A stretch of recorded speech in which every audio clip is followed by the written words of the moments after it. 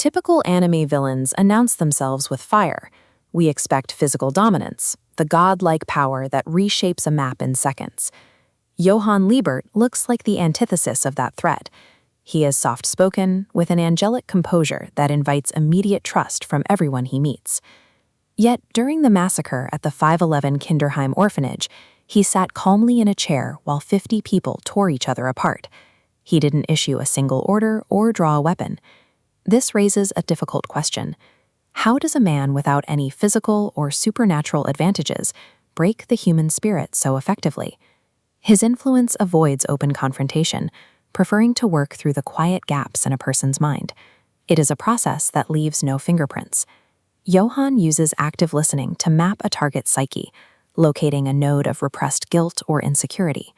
He mirrors that data back to the target, creating a psychological feedback loop, where the victim concludes their own destruction is the only rational path forward. This method of infection aligns with the clinical frameworks established by Sigmund Freud. Johan appears to be driven by primal, destructive id impulses, but he filters them through a hyper-regulated strategic ego. This allows him to maintain a perfect mask of calm while calculating his next move. This internal structure creates a predator who operates with high-level Machiavellian intelligence while remaining entirely detached from human empathy. Johan's internal void originated in post-World War II Eastern Europe, within a landscape defined by stark, state-mandated order.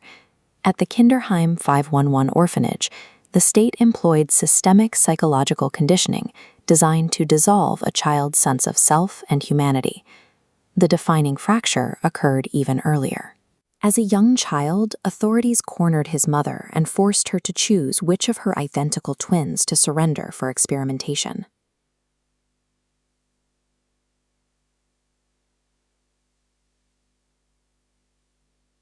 That choice effectively erased Johan's sense of home and his name. It left him with no stable foundation for his identity. His subsequent actions are the visible symptoms of a manufactured psychological emptiness. During his years of isolation, Johan clung to a single object, an unsettling picture book titled The Nameless Monster.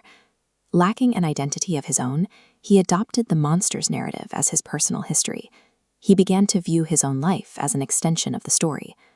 The trauma was so severe that Johan conflated his sister's actual experiences with his own, reaching a point where he could no longer tell where her suffering ended and his began.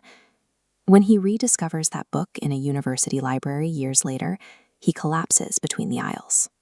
The physical presence of the text forces a reconciliation between his constructed memories and the actual timeline of his past.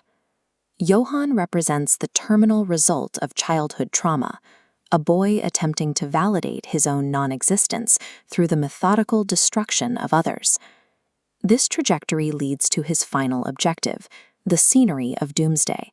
He seeks a perfect suicide, which involves the systematic removal of every person and record that could prove he ever existed.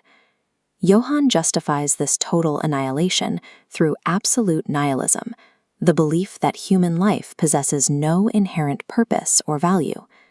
This worldview directly opposes Dr. Kenzo Tenma, the surgeon who saved Johan's life, and believes that every individual is equally precious. Johan's counterthesis argues that, since people are born into an unfair world, they are never truly equal in life. We are only equal in death. He treats his murders as philosophical experiments, orchestrating scenarios to force Tenma to pull a trigger. He wants to prove that even the most moral human can be reduced to a killer. Johan Liebert remains a terrifying figure because he doesn't rely on a superpower. He relies on the quiet, uncomfortable truth that a few well-placed words can awaken a monster in anyone.